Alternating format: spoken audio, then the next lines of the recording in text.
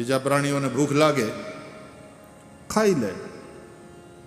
હિંસક પ્રાણીઓ છે, મારીને ખાઈ લે,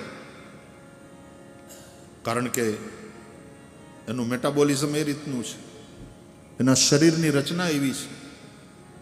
એ માંસાહારી છે પ્રાણી.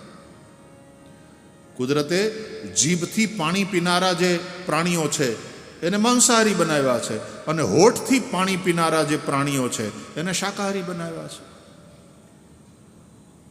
ગાય, બળદ, ભેંસ, હરણ,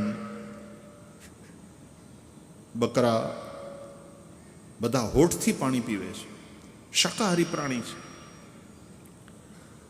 સિંહ, વાઘ, ચિત્તા આ બધા જીભથી પાણી પીનારા પ્રાણીઓ છે, એ માંસાહારી છે. તો મનુષ્ય નામનું જે પ્રાણી છે એ કઈ કેટેગરીમાં આવે? વેજીટેરિયન એનિમલ છે કે નોન વેજીટેરિયન એનિમલ છે? તો મનુષ્ય નામના સો કોલ્ડ બુદ્ધિમાન પ્રાણીએ પોતાની જાતને પ્રશ્ન કરવાનો કે હું જીભથી પાણી પીઉં છું કે હોઠથી?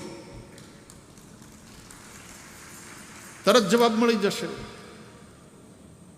આપણે કૂતરાની જેમ, સિંહની જેમ, વાઘની જેમ જીભથી પાણી પીએ છીએ? નહીં, આપણે હોઠથી પાણી પીએ છીએ. ગ્લાસ હોઠે માંડ્યો, હોઠથી પાણી પીધું. એનો મતલબ એમ કે બાય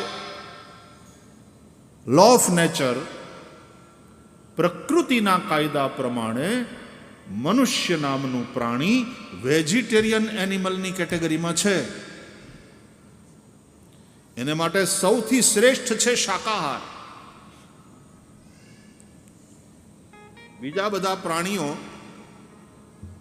નેચરલ લો છે એનો ભંગ કરતા નથી, પણ મનુષ્ય નામનું બુદ્ધિમાન કહેવાતું પ્રાણી કુદરતના કાનૂનનો ડગલે ને પગલે ભંગ કરે છે.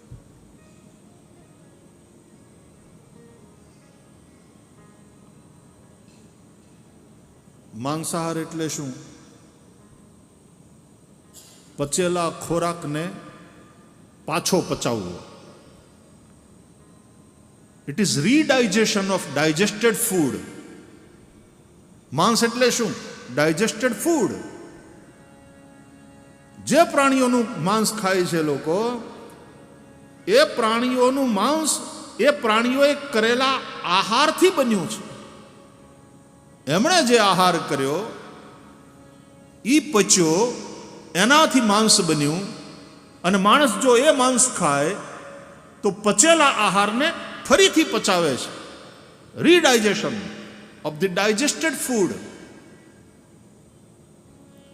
અને પરિણામે અનેક પ્રકારના રોગોની સંભાવના રહે છે.